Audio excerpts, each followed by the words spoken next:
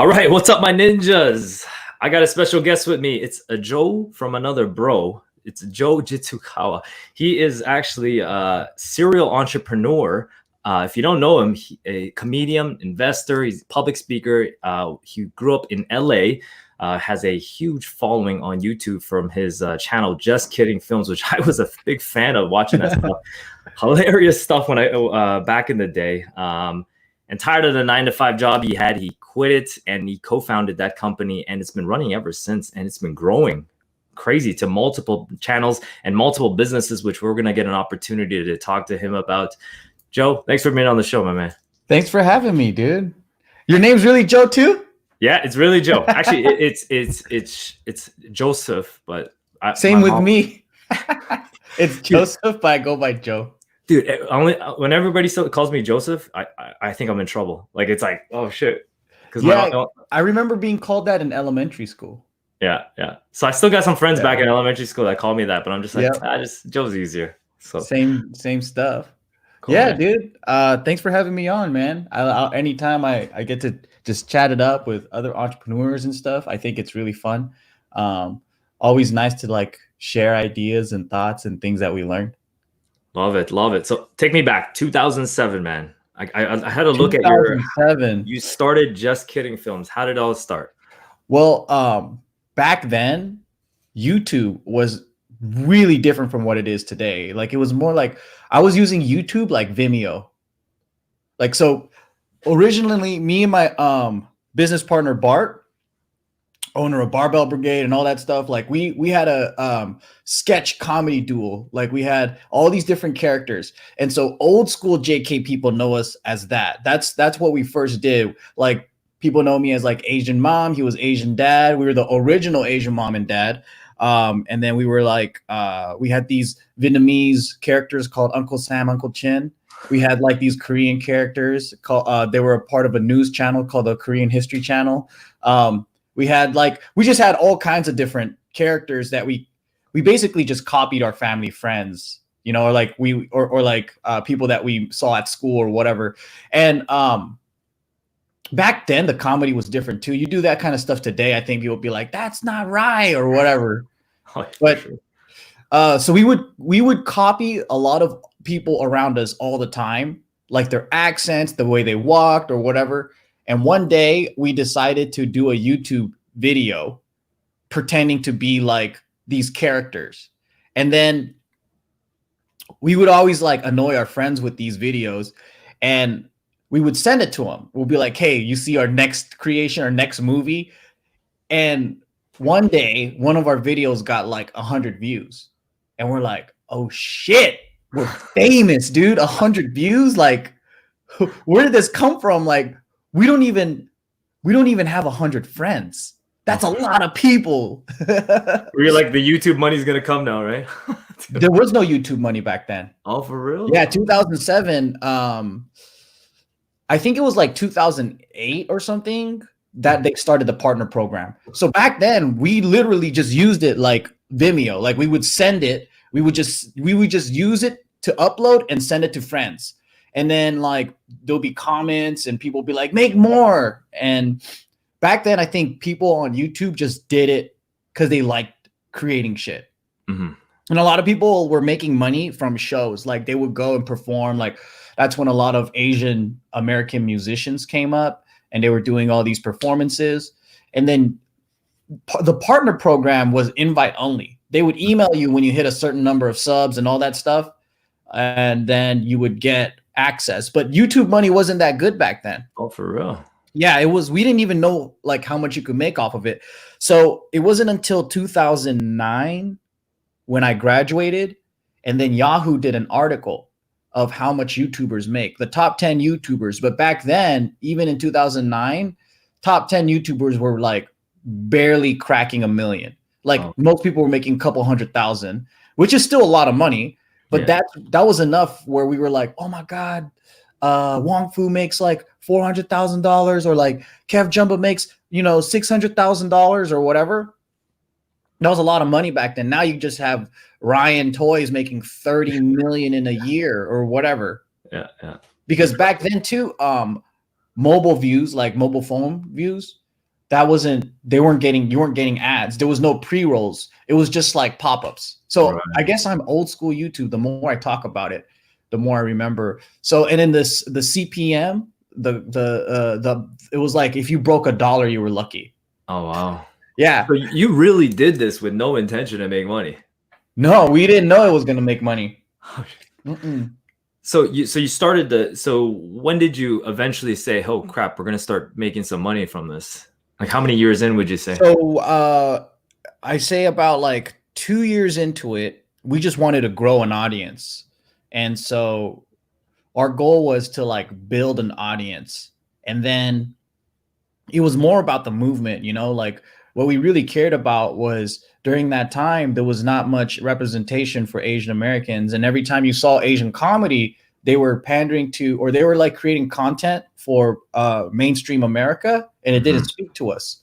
I don't know like how old you are, but like I'm 36, and I think in my age, and in talking to like people above me, like Bobby Lee and all that, like they had to survive as a comedian or an artist or anything. You had to cater to mainstream America, meaning like mainly white people, because that's where the dollars was at. There was no Asian community yet, right?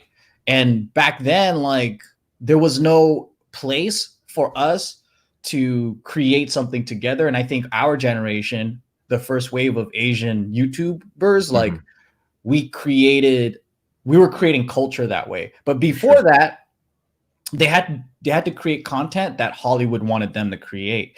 Right. So for me, when I would watch these guys, I'm like, they're not funny. Like, I don't know what they're talking about. Like, it feels like they're making fun of us. It doesn't feel like we're in on the joke together, you know? And then so me and Bart started creating things that were inspired by like SNL or like Matt TV. Do you remember Matt TV? Yeah.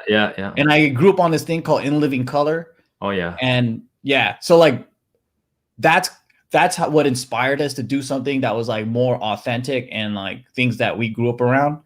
And that's basically the first thing. It was just pushing culture out. That's what we only cared about. Because I mean, at least when I was like 23, 20, whatever, like I didn't care about money. Like not like as much as you get old. Like now entrepreneurship is cool. But back then it was like way cooler to like dress in a wig and say stupid shit and like do shows and stuff.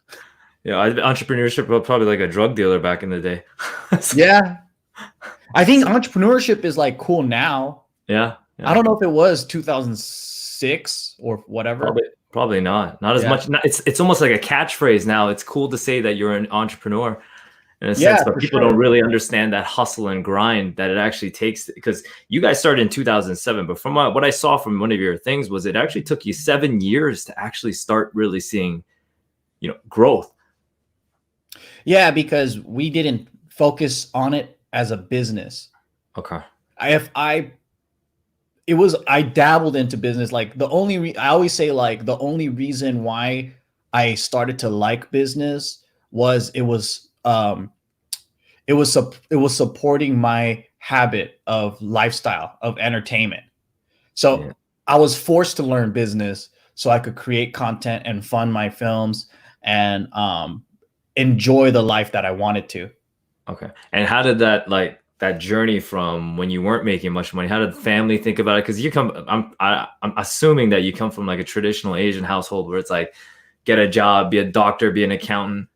I got pretty lucky because my parents, they came to America to pursue music, but it was classical music. Because in Japan, my parents were like, yeah, they don't respect it as much. They thought that they could make more out here, and they did. And then they grew up in like a very business-driven family. So they were like the artists of the family, and they felt like kind of, what's the word? Like that the greed and money made their parents neglect them. So they told me like, don't pursue life for just like achievements and success. Like they said, give value to the world. And I'm really thankful for that. Even though they had super Asian parent traits, like they're musicians, but the way that they taught music was really negative. Like the way, like they'll beat your ass if you get the notes wrong. Yeah. It's if for some reason like Asian teaching style is like they take the funnest things in the whole entire world and then they turn it torturous. Oh, dude, yeah, yeah. And I kind of do that with my son too. Like I think about it. I make it a punishment if he doesn't get it right. There's no reward. Right. But I mean, you got to make it fun and whatever. But I mean, I'm thankful because like Bart, on the other hand, he had to go through the same thing. Like they pushed him to be a doctor and they were like, this is stupid and whatever. Mm-hmm. But over the years, I talked to a lot of kids in universities and all that stuff. And I told them like, I think I know why this happens. Most of us immigrants, or even if the family's wealthy, like it's, if you think about the creatives, right? If you think about the creative journey, it's respected, but appreciated by rich people, like prestigious families. Like if you're a painter, if you're like a poet or whatever, like, and then you get funded by rich people, right? Like the I guess the history of art. But then most immigrants are poor or like never been to college or whatever. So they're in survival mode. They're like, what the fuck are you doing? Like sitting there with that paintbrush. And when they think of painters, they think of like the craftsman in the village that's fucking around with a paintbrush and they're the poorest one. Yeah, starving artists. Yeah, they don't think about like, you know, these top-notch people that are like multimillionaires and stuff. Right. So I get it. To me, I'm like, it's the mindset. And then most parents that are saying this, like they never been to college or they never, you know, their mind is only like, no, I need you to be a doctor. For sure. And you came to this country to get that education so you could become a doctor. Mm-hmm. So you know, you've been building, you got support from family, which is awesome. You've been building these multiple businesses. How many channels do you actually have, like assets? Well, we went through a lot of journeys, I would say. I just shut down another one, but we opened up a lot. Like throughout my YouTube journey, we achieved about, I would say, there's Just Kidding Films, it hit 1 million subs. There's Just Kidding Party, it hit 1 million subs. There's Just Kidding News, it hit 1 million subs. So we achieved 3 that had over 1 million. JK News is almost 2. And then we created another channel called Ask the Feels. It was like more like a relationship channel. And then we let that one go. And then we all have personal channels within our network, like that we built. That's still a part of our like little empire ecosystem. Right. Yeah. And I have a personal channel. And then so, but we shut down Ask the Feels and Just Kidding Party and Just Kidding Films. And we only focus on Just Kidding News now. Okay. So it's just one channel where everybody goes in and gets I think that's the one where you guys talk about current events and everything like that. Yep. Yeah. Very cool. So I want to go back to where you talked about as comedy as Asians, where we were like a little bit more underrepresented. Like because I watched you guys and like I could relate to it right away because you got friends and you got family and everything like that talk exactly like that. Like you just listen to your audience and be like, man, I want to hear more like Vietnamese style stuff. I want to hear more Korean style skits. Like it was a little bit of both.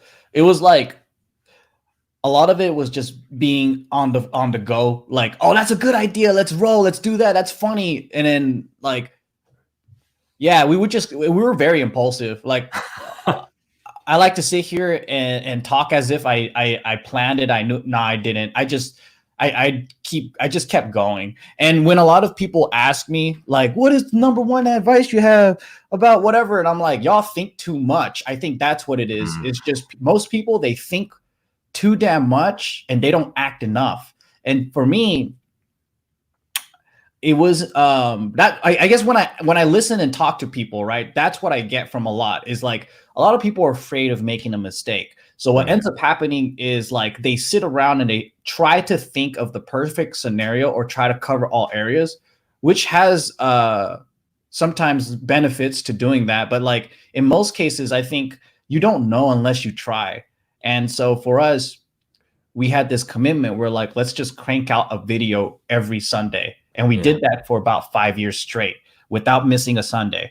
And sometimes our skits would suck, man. And sometimes it would be like we half-assed it and it didn't do so well. But we learned a lot and we got a lot of experience because we kept going and we cranked out some good masterpieces too. Like we made some classics and all that. And that's the philosophy I kind of have with a lot of stuff.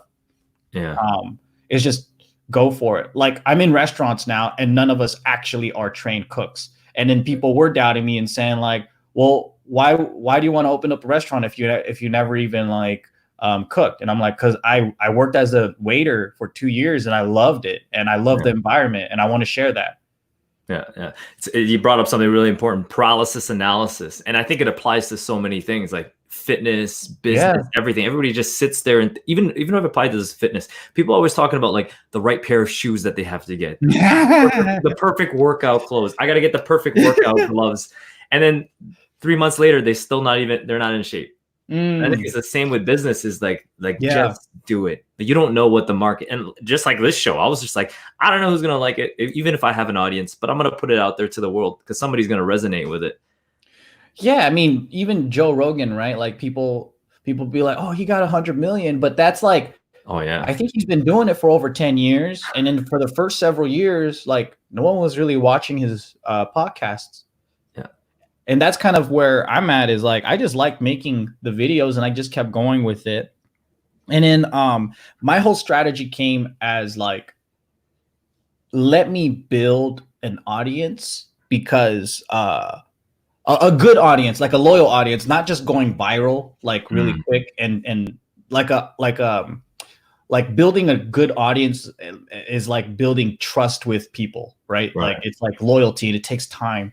So my strategy was like, let's build that. And once you have this group, once someone knows you, they can't unknow you. Once someone knows you, like it's difficult to forget. Maybe they might not think about you every single day, but then they'll be like, oh yeah, that guy, I remember him, right? And then it's easier to introduce yourself back into their lives if you reinvent yourself, if you create another product, if you create another business or whatever, because you left an impression on them. So for me, that's always been my goal, is like, let me just build the eyes first, and then later I'll build the business. Because I think what's important, at least for me, my strategy is always gaining the rapport and the trust first. So then anytime you create a brand, they'll be more likely to want to check it out.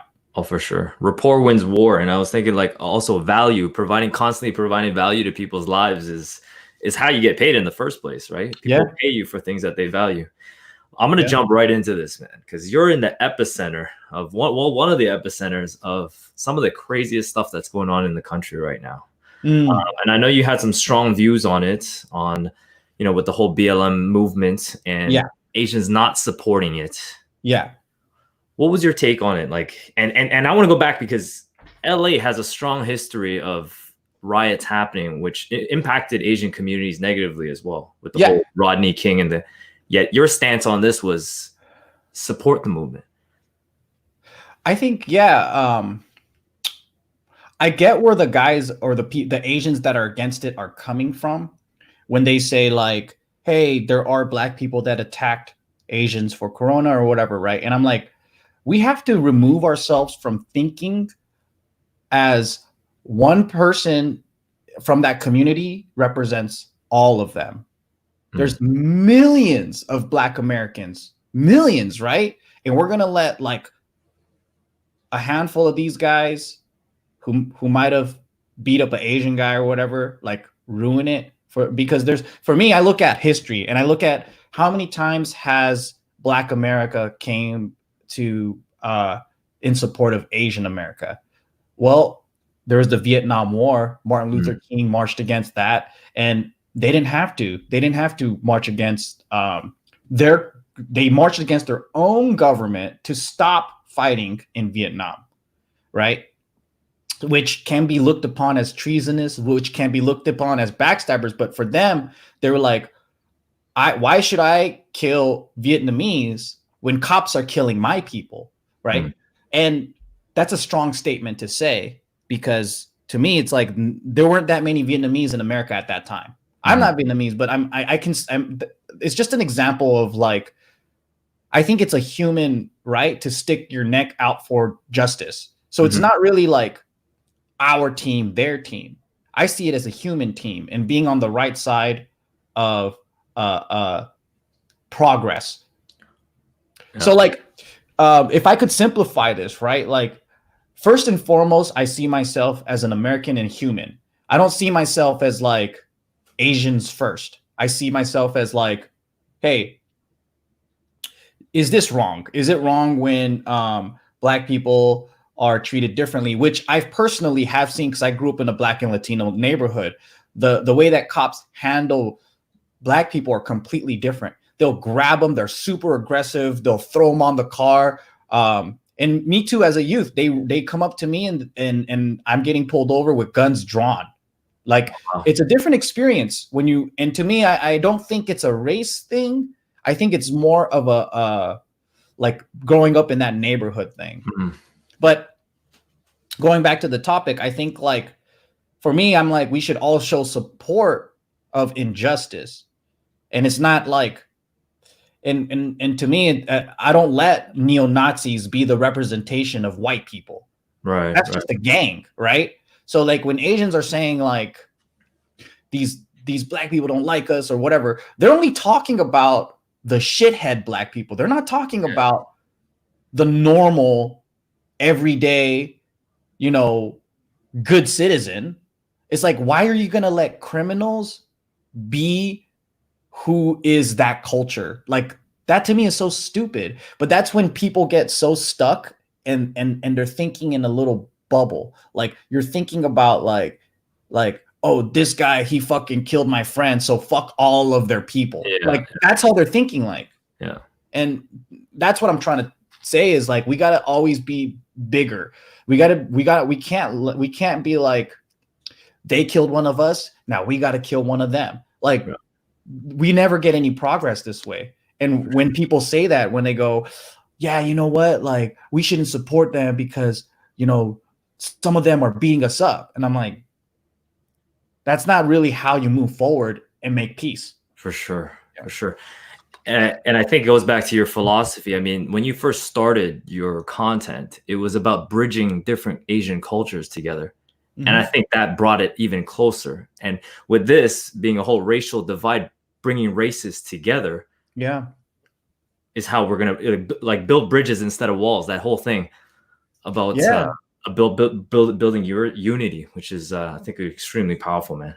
I was at a because I mean, don't get me wrong, man. I have a lot of love for Asians. I love being Asian. I'm not even like, it's not a side thing for me. But I was at a university and I was having this conversation, and I was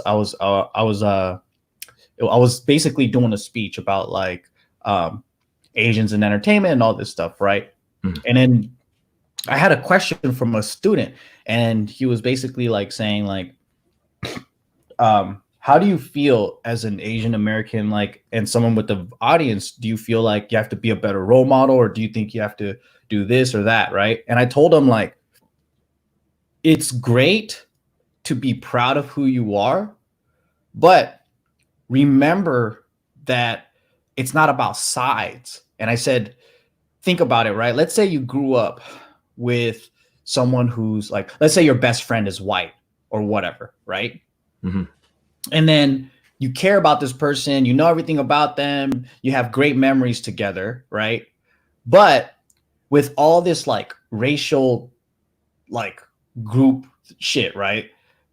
I have to back up and stand up for some stranger Asian kid who might be wrong, who might be a criminal, who might be a rapist. I don't know. Like, I have to back them up and support them because we're the same. And to me, that's like a gang. To me, I want to know the person. Let me support somebody that I can stand by. And that's why, to me, I rather support people that I actually know. And I don't really look at skin color. Like, I want to support people that I care about. For sure. And share similar values. And I think it goes back to business too. Is like, if you have people that share that same vision, that same mission as you, you go far, right? With employees, I'm sure you had tons of staff as well. 100%. Yeah, it's all about the like-mindedness. And for me, it's like, dude, we're in America. We're like you're in Canada. We have access. It's like MMA. of so many dope cultures and different ways of thinking. Like, wouldn't it be better to like assemble the Avengers of people than to just be so one group, you know? Yeah. Well, that's how Ultron lost, right? He was only robots. That's how the Avengers beat him, because they're only robots. Cool. I'm gonna switch this back into the internet business, because I think you being a pioneer in the whole YouTube thing, and I noticed that you have a lot of different avenues on monetization, Patreon accounts, and all these things. And I had this conversation with someone about like people like doing crazy stuff like OnlyFans accounts and stuff like that. It's actually pretty. I never even heard about it, and he's like, "Yeah, man, people like have sex and people pay subscriptions." I'm like, "Yeah, it's crazy." Like where do you see the opportunities for people? Like, and is it going the right way? What do you mean, like with things like OnlyFans and stuff? Like this pay for subscription to like watch me and everything like this culture of like just. I think entertainment is going more into the people's hands and less in the studios. Like, I know for a fact, because I'm right in between, and I have people and friends that work in Hollywood, and all of the mid-tier budget movies, mid-tier in their sense, like I think like in the mid-range from 1 to 10 million or whatever, like those are a thing of the past. Now, like, it's either micro budget, like really cheap, or really expensive, like the Avengers or Marvel movies, right? And I think like all that money is going online, digital, independent film companies, and like people like us. Right. And I think what it's doing is it's creating so much like niche culture and specific stuff. I think it's fucking amazing. Yeah. And I don't know, there's a lot more sex work now, but I think it might be safer, because instead of physically touching dudes, like girls can be doing this at home and making money, and I don't know. That's great. But it's actually pretty crazy.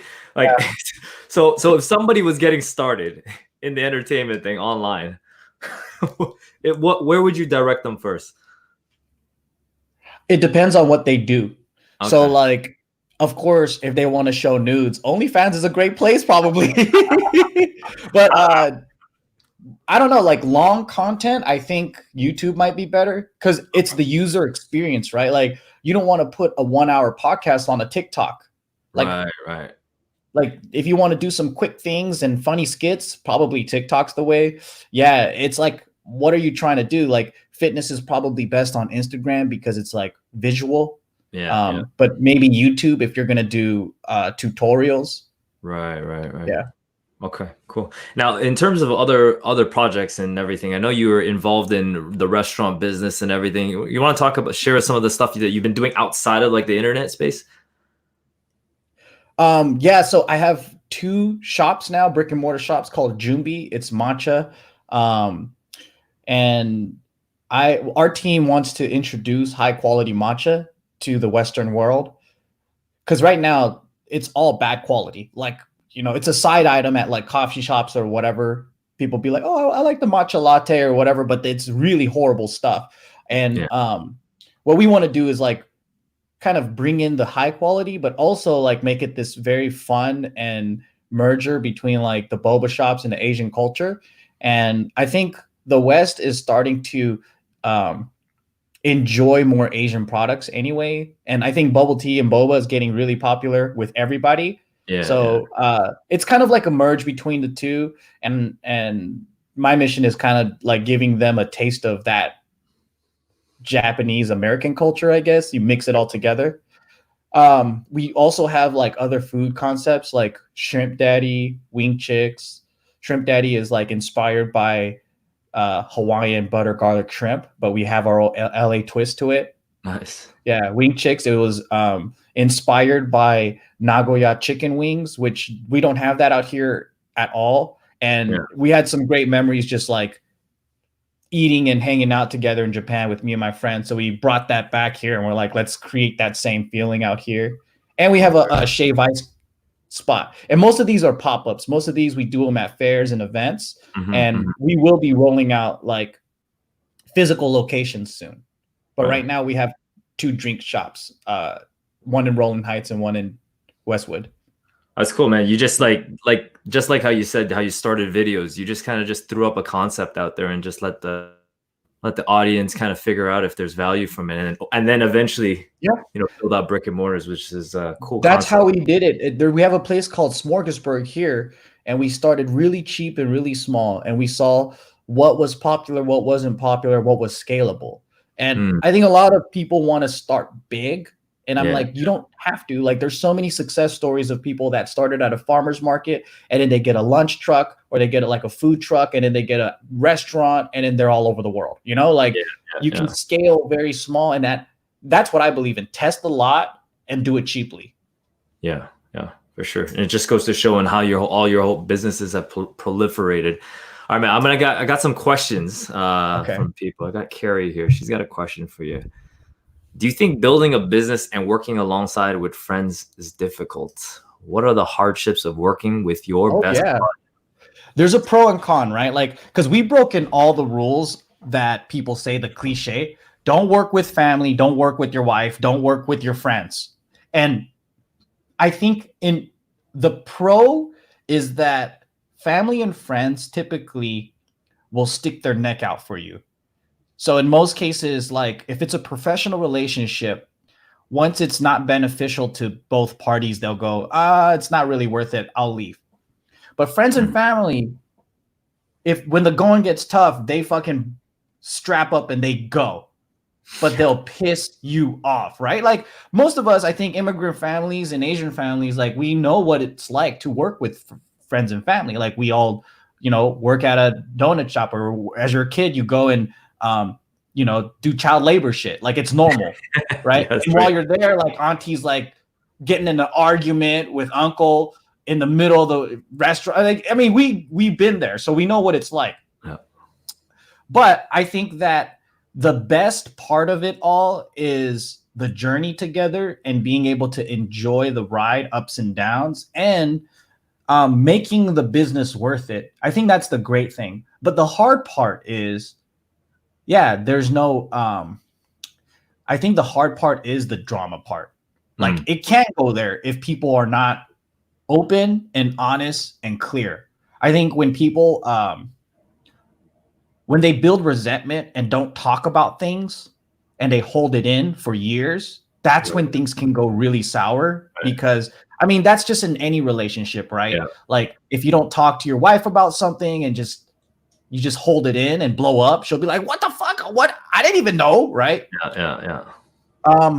And I would say that the more straight up people can be with each other, the less you deal with problems working with friends and family. Yeah. I think that's, if people can be emotionally mature and not petty, that's usually what happens, I think, is that the drama takes the best of everybody, the jealousy and the pettiness. But if everyone can just be honest about how they feel without feeling penalized, and then on top of that, I think the goal is to think about what's best for the business. And if everyone can think about that versus what's best for me, then you can have a really fun time. It's hard to get there though. I was probably arguing like every day for like a whole 2-3 years, but I'm really grateful for my team. Amazing fucking team, because everyone, at the end of the day, it's really special to have a group that can do it for the group, not for themselves. Because in most cases, people want the glory, even though they admit that no, it's for this and whatever. But like it's a lot of ego comes into play when there's like teamwork. Like that's all it is. But when you know that people are fighting for the team and not for themselves, you feel the love and you feel that it can go a very far away. Love that answer, man. It's just like what you were saying about the human race versus the individual race, man. Yep. You're in it for the long haul. Love it. Man. Awesome. I got one final question. I'm just gonna wrap up with you, Joe. Appreciate your time with this one. I'm into kung fu and action movies. I love all of them, and I believe everybody's life is like a kung fu or action movie where you get beat up, you train like crazy, some secret move, and you come back and you beat all your enemies. Yeah. If you had a favorite kung fu or action movie that is your life, what would it be and why?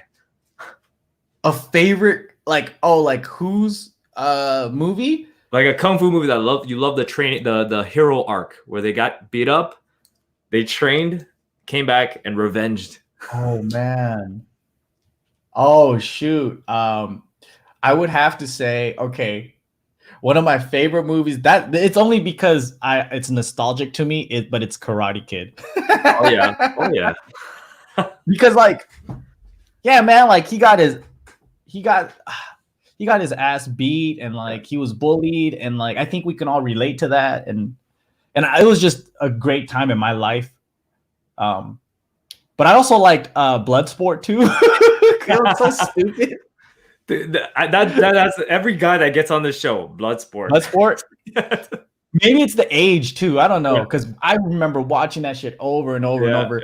Because I did watch the whole Bruce Lee stuff, but he was so godlike that I was like, oh, that's not me. Yeah.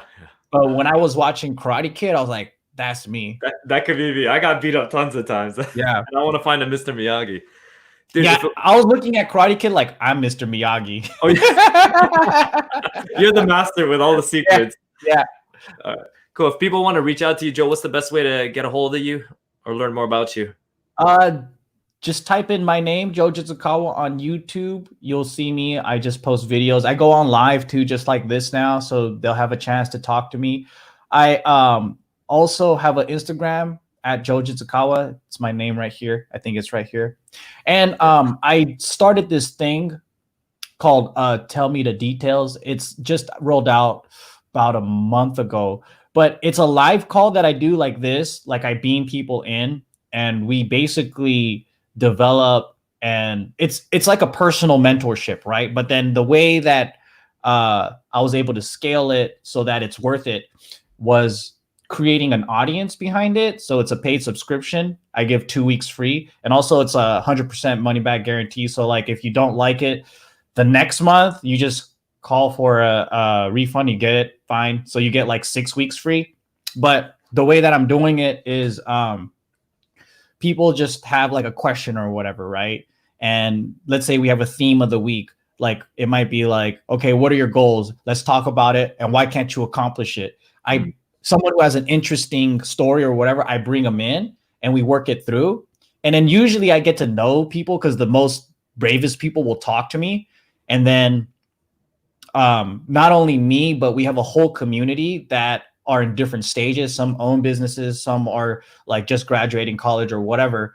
And they chip in their thoughts and ideas. And then it's kind of like a mastermind brainstorm session along with like me leading it.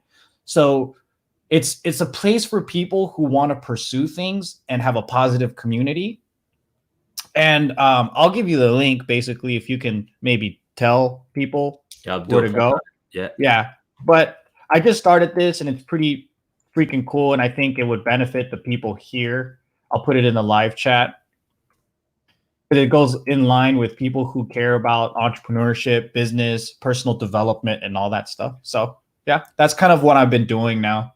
Very cool, man. Love the pivots, man. Always innovating, always getting better. Dude, I appreciate you for being on this show, man, and sharing. You are a ninja, and thank you for sharing your secrets on health, wealth, and being kick-ass, my man. Thanks for having me on, Joe. Nice meeting you, man. This was pretty awesome. I'd have to visit you and train with you when I'm in Toronto. Anytime, bro. Anytime. Awesome. Cool.